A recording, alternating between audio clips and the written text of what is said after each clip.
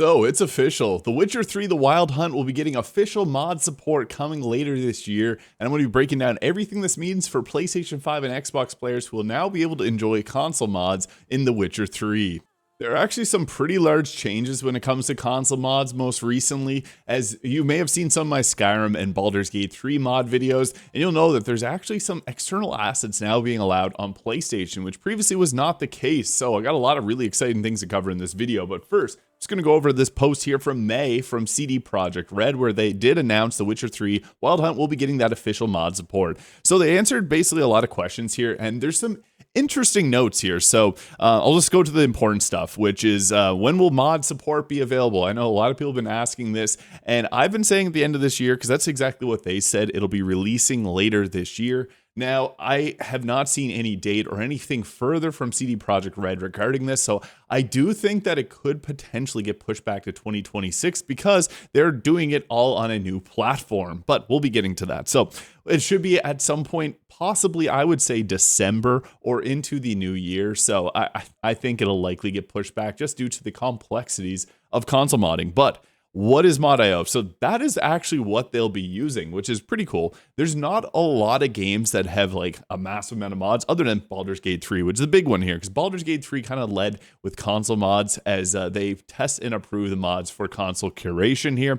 I've covered every single console mod drop that we've gotten so far. They actually have a little subheading here for available on console and Mac where you can see every single mod. There's currently 769 mods on console right now for Baldur's Gate 3, and it's almost been a year that they've been available. But there's not many other games that utilize this, like Blade and Sorcery and Bone Labs are two other games I really enjoyed playing with mods, Stalker 2. But there's not a lot of games that use modio. So that's kind of interesting that they're going to be going with this platform.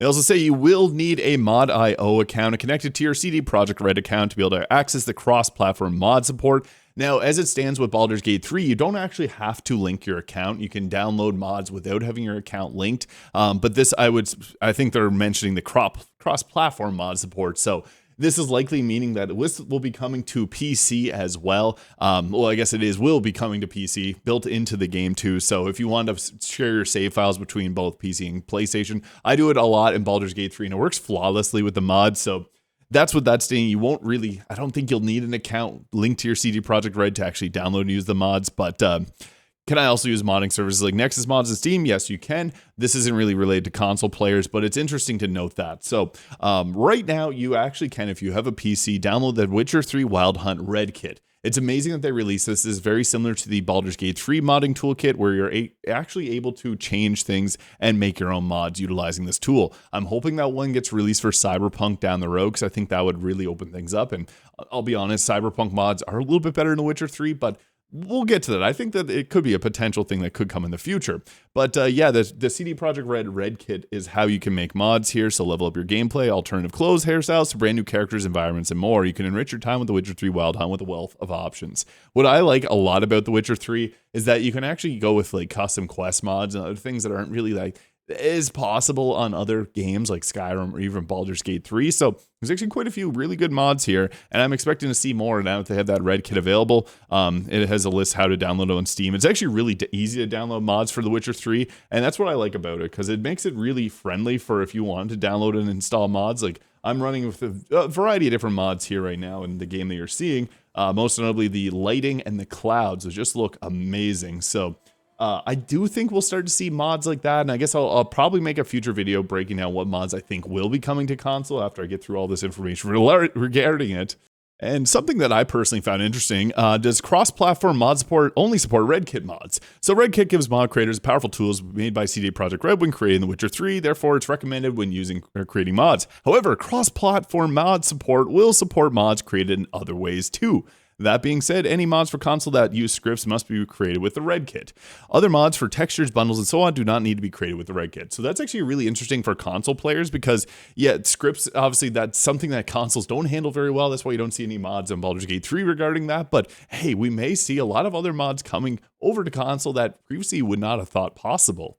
How do I create mods? Well, you just have to download the REDKit, which I mentioned there. You just have to have The Witcher 3 on Steam, and then it's there for you to make your own mods if you want to support other console players.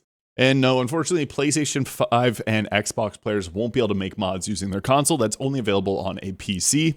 And a couple other interesting questions. So how do I share mods? Well, you share them on mod.io, but how can I guarantee my mod will be available on console? This is a question I get often regarding Baldur's Gate 3 mods. Mods created via the REDKit have the best chance of being approved for Xbox Series X and PlayStation 5. I'm curious to see how much resources they're going to dedicate to approving and testing mods for The Witcher 3 because as it stands, Baldur's Gate 3 gets roughly, like I would say, around 20 mods per week. I would roughly around there. There's obviously things like vacations and holidays that come into play, but we've been seeing consistent mod drops as pretty much every week. If there's not a mod drop every week, there's been like a break of a week or two. So we'll have to see how fast CD Projekt Red goes along with proving and testing mods. But since they have the REDKit out for a while now and people have been becoming more comfortable with, like some of the mods that I'm using in this video currently were created with the REDKit, I do think that we'll likely see that coming soon. Now, into the mods that I think are likely. I'm just going to go through some mods that are on Nexus right now that I could see probably being ported over to mod.io or someone else making something similar.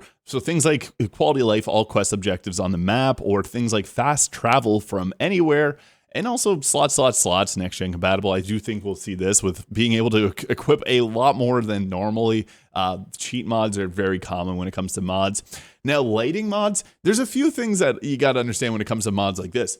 Consoles can only have so many gigabytes of mods downloaded at a time. Lighting mods are typically pretty fine, but it's when you get into texture mods that you start to see some that are like 10 gigabytes or even higher.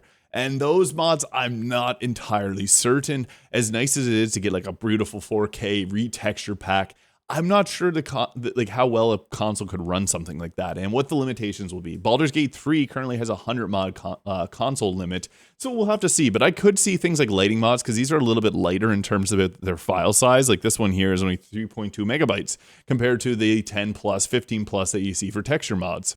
We'll also see things like increased creature loot, high quality faces. Now this one is a little bit bigger, but nothing crazy. It's 74 megabytes. Just for example, mods like the incredible The Witcher 3 HD Reworked Project Next Gen Edition, this one clocks in at 11.8 gigabytes, so that's obviously quite large for consoles. Also, things like Humans of the Continent, which changes how the humans in the game look, clocks in around 2 gigabytes, and then we also have HD Monster Reworked, which is 4.2. So yeah, the file sizes get kind of big depending on how much textures are involved in it, but we also have things that I could likely see as like better trophies, just things that enhance the natural base game itself, makes it a little bit better. And I guarantee you will see a Geralt cloak mod like you see in the cinematic trailers. You don't get it in game, and yeah, this is one of the most popular. There's been many mods like this in the course of Witcher 3, but I just think it fits perfectly. We'll probably see some form of character rework packs because we've seen them in Baldur's Gate 3, for example, just changing how certain characters look, but these are retexturing. So this one, again, comes in at around 2 gigabytes, but I do think we'll see some of these. However, a little asterisk here, because there's a lot of reasons that there's certain mods that can't come to console. Most notably, like people always ask about the ones that enhance a certain characters or a certain person's body in certain ways. Now, some of those are possible, but other of them are just unfortunately not, just because of ratings and how games get rated. Now, games like Cyberpunk obviously push the barriers, and Baldur's Gate 3 as well. There's certain things that you can't show. I'm kind of dancing around the subject here, but don't expect to see some mods that you may see. Like if you're an Xbox player that has Fallout mods, they have some pretty risque mods there that you may not see come here. Obviously, like there is limitations, and it's not. I see people complaining about it on my videos all the time about Baldur's Gate 3, why there's no big boba mods, things like that. And it's just because the game is rated like M, for example, for mature. There's even guidelines on what you're allowed to show in that before it gets classified as something a little bit too far in the other direction. So that's the reason you don't see any mods that kind of affect things like that. So just want to highlight that when we talk about different face mods, because yeah, there'll be mods that change characters, but maybe not to the extent you see on Nexus mods. We'll see obviously quality of life like galloping in cities, E3 Quen, like a lot of these mods are actually restoring it to what the E3 demo looked like, which I do think we'll see some other things like that come to mod.io. But yeah, I just wanted to talk a bit about that because this is really exciting to see mods come to console, and I'm a huge fan of that. I've been covering Fallout mods on PlayStation 5. I've been covering Skyrim mods. Obviously, Baldur's Gate 3, I've covered every single console mod drop, and I'll likely do the same for The Witcher 3. I'm a huge Witcher 3 fan. I played this game in 2015 when it first came out. Massive fan of it. So yeah, we'll be likely doing some more content regarding this, so I'll be doing a future video about what mods I think will come to console. And again, the date, I do think it will be late December, possibly into the new year, but excited for what's to come next for The Witcher 3. Let me know your thoughts in the comments, hit the subscribe button below if you haven't already, and I'll see you all in the next video.